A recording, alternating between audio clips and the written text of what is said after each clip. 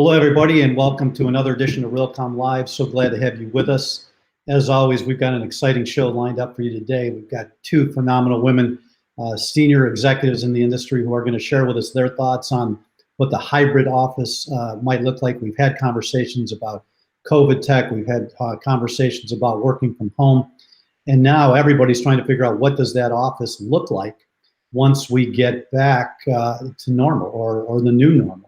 And it's anybody's guess at this point. Things are moving at a million miles an hour, and people are trying to figure out, how many people will stay at home, how many people will go back into the office, what does that office look like? And I'm really excited about today's conversation. So let's bring on our two guests. We got Kay Sargent, Senior Principal and Director of Workplace at HOK, and Karen Gill, VP of Global Workplace Strategy at Fidelity Investments.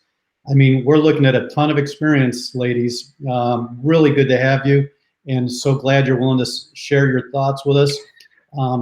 Karen, did you just call us old? I did not. I was thinking that myself, Kay. I was, but that's all right. It's okay. Experienced, I think you said. Experience is a valuable asset these days. All right, I'll take that one. Before we get into the conversation, can you just give the audience a little brief? We'll start with you, Kay. A little brief background on yourself, because I said you have a lot of experience, and I do value it. And why don't you just give everybody a little idea of your past? Sure. So I've been a practicing designer for 35 years. I am the director of workplace at HOK, which means that I work with a lot of our large corporate accounts. We have about 80 clients that we're dealing with their properties all around the world. In 2019, I think we delivered about 55 million square feet in that practice alone, and we were doing projects in about 44 different countries. And when you have clients like that who don't like surprises, you spend a lot of your time doing future casting. So that is what I spend a lot of my time doing, is thinking about what's coming. And Jim, I would say that we actually think we have a pretty good idea of what is coming and what lies ahead because of all that future casting that we've been doing.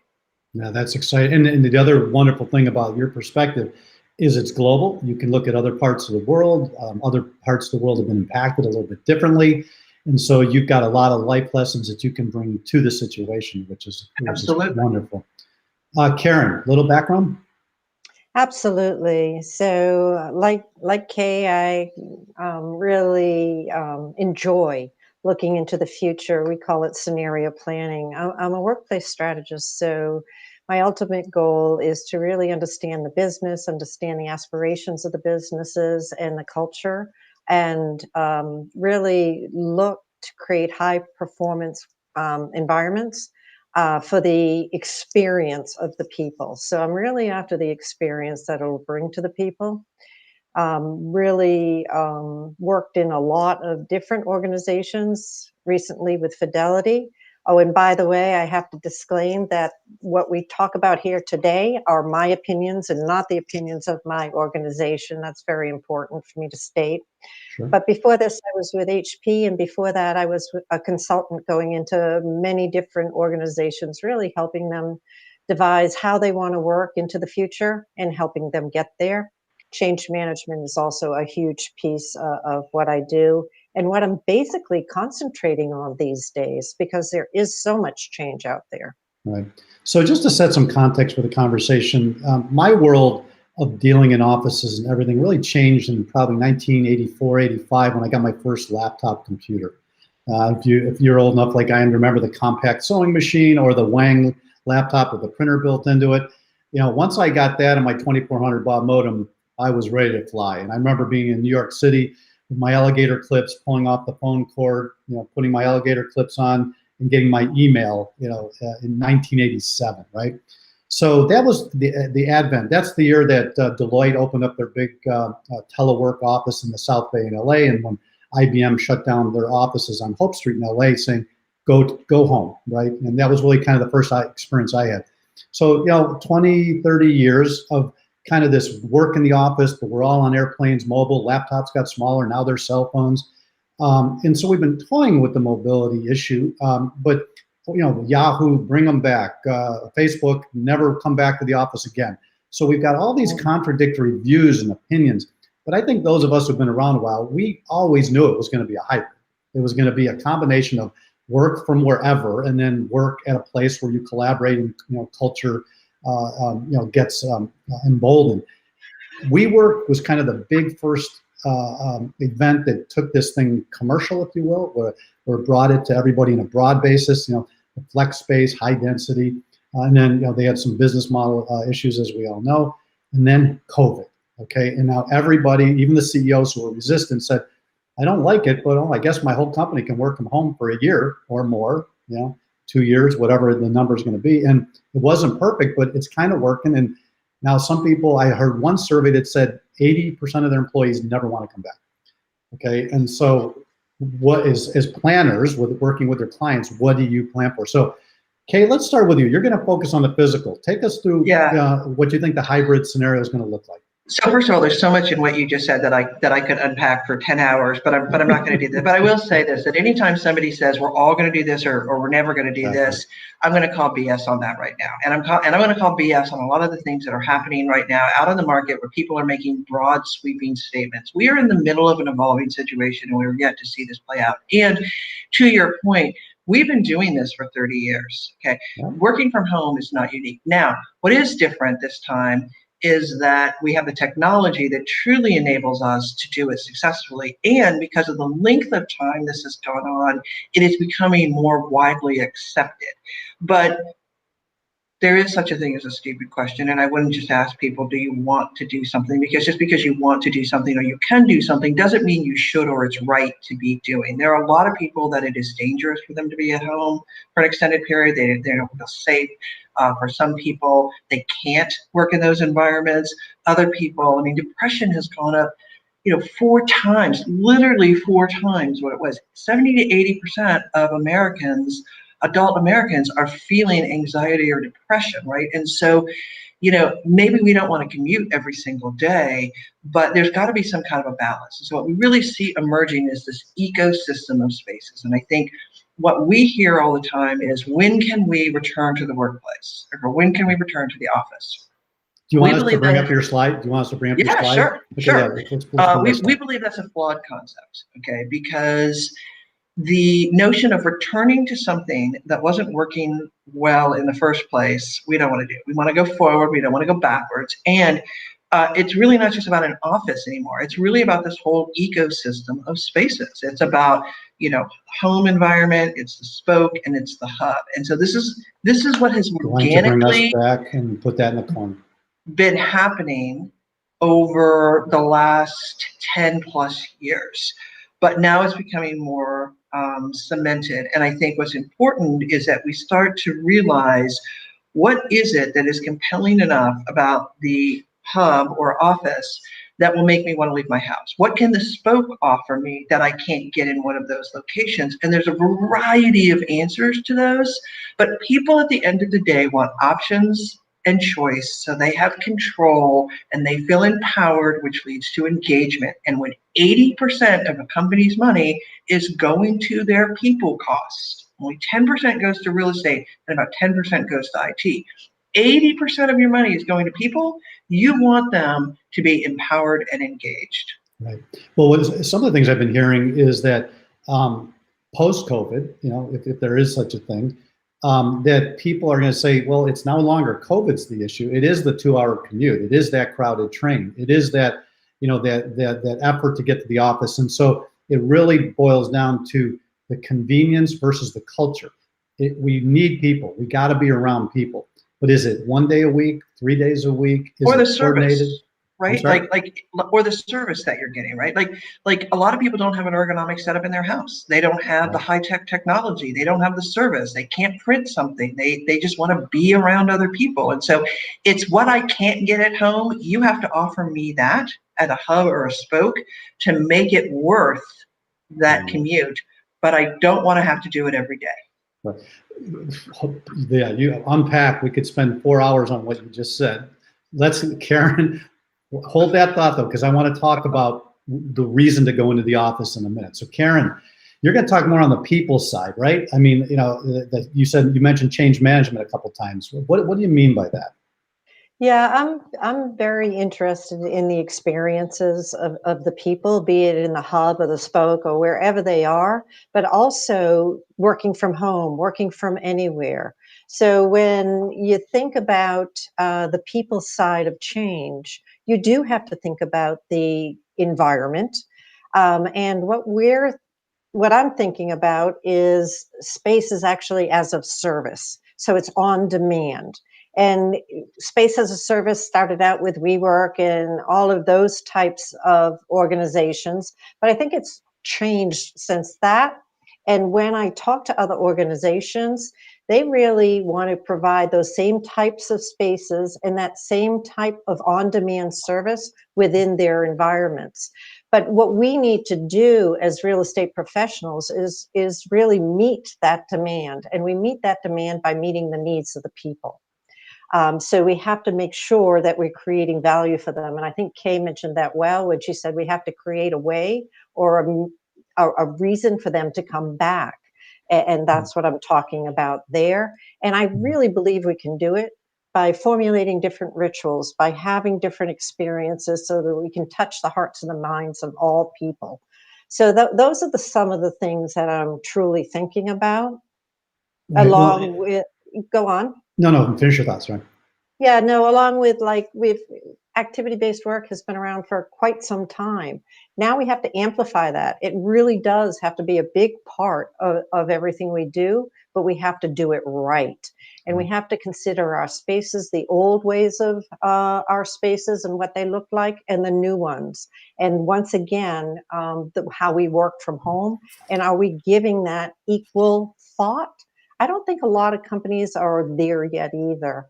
But more than anything, it's about the culture of the organization. I truly believe that face-to-face will always matter.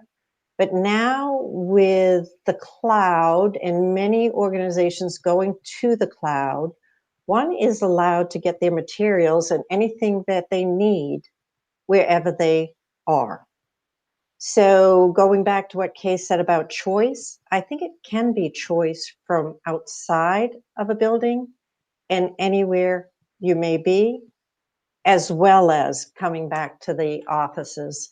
So I am toying with the idea of, will culture have to change in order to really be successful in that hybrid environment?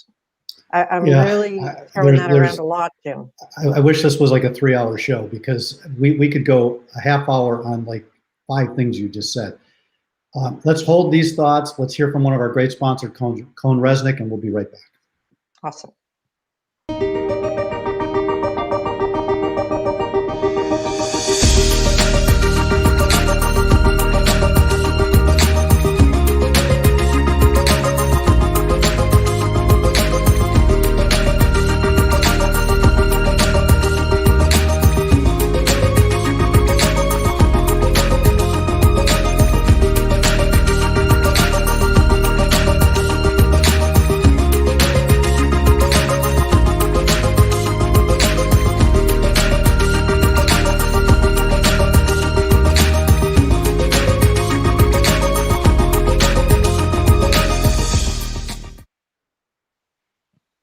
All right.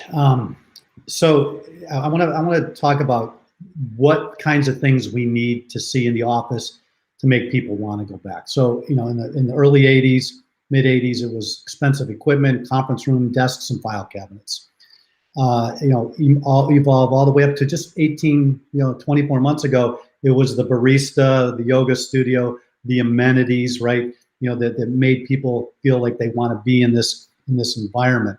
Well, COVID has actually changed a lot of that, and I've actually been on a million calls like this, like you guys have been, and I've actually seen situations where the technology, when people were in their office buildings doing a Zoom call, it was not as good as the technology that people were using at home. So that was kind of interesting, that these highly instrumented technological buildings couldn't even deliver the broadband that a home office does. So there's a lot of balls up in the air. Kay, starting with you, what amenities do we need to have into the office that are going to want to encourage people to come back and be part of this culture? Well, I'm going to reframe the question a little bit, and I'm going to challenge a notion that was said earlier about, we have access to everything that we need in the cloud. We have access informationally, to the stuff. What do you not have at home right now? For some people, it's peace of mind or quiet because you've got 20 kids running around practicing piano. Okay? For some people, it's the energy of your coworkers. For others, it's the synergy of working with other people and a community and a connection. For some people, it's services. Not everybody has a printer, or they've run out of ink, or their printer isn't functioning, or they don't have a plotter, or there's a specialty piece of equipment, right, that they can't get at home. For a lot of people, it's an ergonomic setup.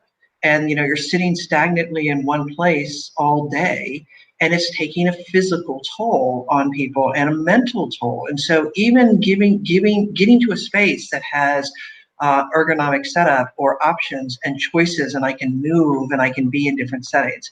And the other thing I think a lot of people are missing is whether it's large technology, whether it's that interactive wall, whether it's the podcast room. I mean, a lot of people have had to set up podcast spaces in their house, and do you really want that in your house, right? So I think the answer to what we need to provide in the hubs is really, what can't we get someplace else? That's, I think, a better way to look at it, because that is what's going to make it worth it. And when I go to the office and I have somebody say, "Hi, Kay, how are you? Can I get you a cup of coffee? Can you want to sit down with your coworkers? Do you want access to this? Whatever." That's just really nice. That's an experience. I mean, why do people have staycations? Right. Why do people go to hotels, instead of just sleeping in their own bedroom? Because they want a different experience. They want to be catered to. They want to be curated, right? And I think that's really what we need to be doing to entice people to want to come in when they need to and when they want to. Is it safe to say that the Cube Farm is dead, though? I mean, is that? The Cube Farm has been dead for 20 years. And if I mean, in all honesty, every time somebody says to me about the open office, it's like, you're talking about riding a horse, and we've had cars for, Long time. years. I mean, catch up, right? Like, yes. And I think, there's a lot of spaces out there that look like that. But the wonderful thing about activity-based working, and Karen and I 1,000% agree, we need to go all in on activity-based working and neighborhood-based choice environments, is that you can provide options, that not every work point has to be exactly the same. And that's the whole point of those types of things, or one of the main benefits. And so, yes, the Cube Farm should be dead. And if it's not, we need to kill it. So Karen, Kay had said something about, an immersive interactive wall and new technologies that people may not have seen yet. We've been told in the next 90 days, platforms like Teams and Zoom are going to be coming out with some brand new things that we've not seen, right? And again, giving us reason to be back in this environment where we can have conversations with somebody in Tokyo and in London and New York as if everybody's standing in the room. Have you seen any technologies yet that are starting to say what these immersive experiences might look like? Absolutely, Jim. I have, and just the other day, I was talking to our lead designer, and we were talking about how can we bring those types of experiences to the people that are in distributed mode at this point in time. And he, lo and behold, pulled over a little box, and I said, "What's in that box?" And he said, "These are Google's virtual reality glasses, and they cost $10. And you can now have an immersive experience in your home with these $10 glasses." So I was thrilled to learn that. But you have so many new technologies coming on the market, and that's why I keep saying, does our culture have to change? I agree with Kay that we have to create value for people to go back. And I think by creating the right spaces for the tasks that they need, be it focus or be it collaborative, doesn't matter. You need to create the spaces that they need. But I think there are a lot of technologies out there that can kind of bridge the divide between the built environment and wherever you are. Right. And one of the conversations we're not going to have time to get into, but maybe we bring you back, Kay, especially with your international perspective. I had some friends in Hong Kong 8 years ago, we did a video conference. I did a video conference with him, and he was in this 600 square foot apartment with lots of people around. To your point, just doesn't have the facilities. Asia specifically is not a suburban community. It's a CBD, small apartments. The reason people in Asia want to go out to dinner so much is the kitchens are small and crowded in their homes. The reason they want to go to the office is because it's beautiful and grandiose, unlike their apartments. Does what we experience, through suburban development, and the fact that we've been at this longer now because we haven't solved it, that maybe we're going to learn more about the distributed work environment than people who maybe got through the pandemic faster? I think there's things that we can learn from multiple different cultures, but I think we can start by maybe looking in your own basement or looking in your own house. So what I mean by that is that before COVID, the age group of 19 to 29-year-olds, we were in the mid to low 40s percentile of those individuals that lived at home with their parents, which is high. Okay, that's high. But in the COVID era, we've hit up to 57% of that generation. And so it's not just people in Asia that want to get out of their house. We've got a whole group. We'll say the word kipper, right? Kids in parents' pockets eroding retirement. There are a lot of people that are living with either roommates or in their parents' basements. And, yes, they're living in suburbia, but it doesn't necessarily mean they have great Wi-Fi. It doesn't necessarily mean they're getting the energy and feeding off of each other that they want. It doesn't mean that they don't have annoying roommates or parents or kids or whatever. And so I think there's a lot of lessons to be learned. But yes, in Asia, they absolutely. And I think the most mature model really are in the Nordic countries, the Netherlands, where they've been doing activity-based working for almost 20 years, and in Australia, where they've been doing it for 20 years. Australia, exactly. Yeah, there's a tremendous amount that we can learn from them, and vice We're going to have versa. to bring you ladies back, because my question to you would be, why is it taking us so long to learn? That's a whole other episode, because we ignore the lessons learned. We act like we're the first people that have ever done it, and in all honesty, I could go on for an hour about what you just said about in the beginning about Yahoo and some of those other companies, and I actually, I would fight with you on some of those things and argue with that. So yeah, we'll have that. Oh no, we wouldn't fight. I think we would actually agree, because some brought them back to the office and some said never come to the office. And my point was there's no pattern. It's well, there actually is a pattern. See, that's what I would argue with you about. There actually really is a pattern. Companies have business cycles. When you're trying to innovate, it's really hard to innovate when everybody is scattered to the winds. When you're trying to sell, you don't do that really well when everybody's sitting in your office. So companies that are sales and service oriented tend to want people out in the field because that's how they make their money.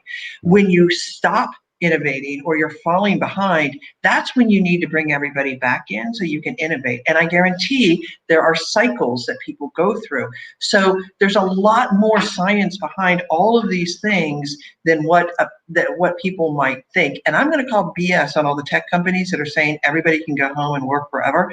Their whole synergy is about getting people together and thriving. You might come up with a great idea in the shower or in the gym, but it germinates and it comes to life when you're together. And that's that whole tech model of why they're designing these amenity-rich campuses. In fact, my friend Jennifer Marcos talks in the text and the chat about the fact that we're going through food wars right now in Silicon Valley to attract people. Okay, but I think there's a lot more behind all of this. Unfortunately, we're out of time. Karen, I want to give you 30 seconds to wrap. Ladies, we could go on forever, and we're going to have you back, because we're just touching the tip of the iceberg. Maybe what we'll do is pick one topic per episode and do 3 or 4 with you, because your perspective, your experience is phenomenal. Karen, give us final thoughts, 30 seconds. I agree with a lot of what Kay is saying, but I'm wondering too, again, about if we change the culture, can we really begin to innovate at a distance as well as in person? I really believe we can, especially with the experience, and I'm not going to say the Generation Z, I'm saying the experience that they're coming with, but I always believe that face-to-face will matter most. Yeah, so I think we all agree on that. I think we all agree that we're humans, we want to be around each other, and not all the time necessarily, but we do want to be around each other. Ladies, Right. I can't say thank you enough. It's been wonderful speaking with you both, and hopefully you'll agree to come back and continue the conversation. Anytime. It'll be Awesome. fun. Be well and thrive. Take care. Thanks. Take care. Bye-bye. Oh, it's so hard. As you could tell, the conversation could go on and on and on, and I think the reason it could is because there's so many unknowns. So with that, let's bring in Howard Berger, who's going to bring us up to speed on this week's real estate tech news. What do you think? Pretty cool conversation, huh? What a great show with Kay and Karen. I knew this was going to be. I apologize for taking some of your time. I'll get out of here and let you. I'll get out of here and let you do the news. So thanks, Jim. So here's a sampling of our featured stories from our weekly news briefing that's released every Thursday, 11 a.m. Pacific. Subscription's free. Sign up. Just go to our website, realcomm.com, and click on news. So a couple of stories on the COVID technology front. Columbia Property Trust in New York's doubled down on indoor air quality. Across their portfolio, they've installed bipolar ionization air purification. Well, let's call it BPI. In all their buildings to help ensure clean air for their tenants. Working with Atmos Air and Otis elevators, they've installed BPI in over 20 buildings, over 100 elevator cabs across the portfolios. For those of you who aren't familiar with BPI, it's a technology that comes either in a freestanding box you stick in a room, or you place it within the HVAC system, usually the air handler, and it creates charged particles that literally stick to each other and help mobilize microbes and viruses.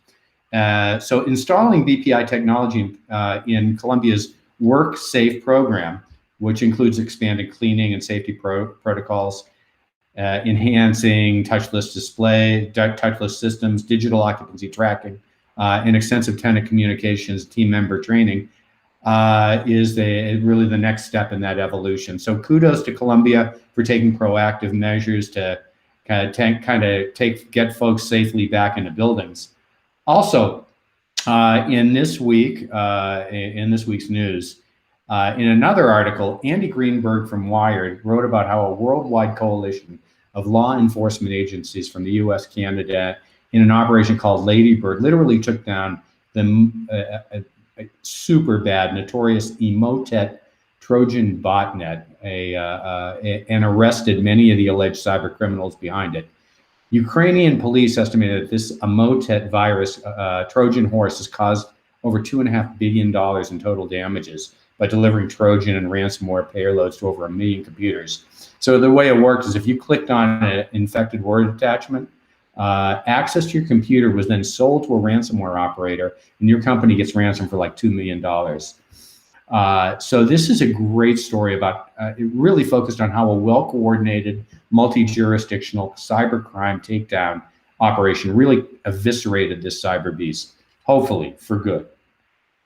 And then finally, one of the most iconic buildings in the world is now positioning to run completely on clean electricity. A few days ago, Empire State Realty Trust announced that they inked a deal to run its entire portfolio with wind power.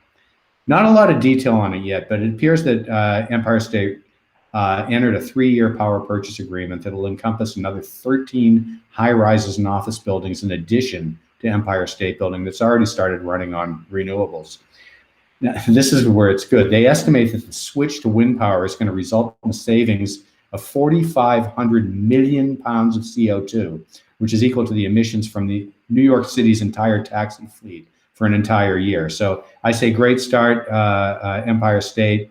Now we have to deal with the estimated 5.6 million other commercial buildings that are in need of rapid cleanup. Still a lot of work to do. So with that, I'm out of time. That's it for me today. There's much more. Yeah, I mean, you do such a nice job. Lots happening, and I really appreciate the effort your team takes to get this narrowed down to a few big nuggets each week. So thank you for that, Howard.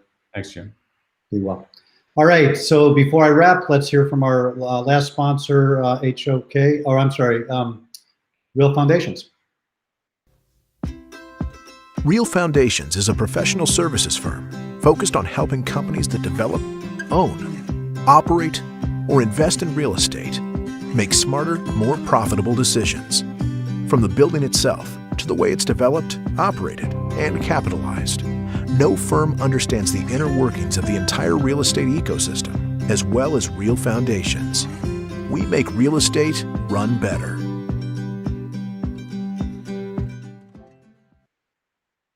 Well, that wraps another episode. You can tell how fast it goes. Never enough time. I do want to say thank you to Karen Gill and Kay Sargent for a great conversation, and to all of our sponsors.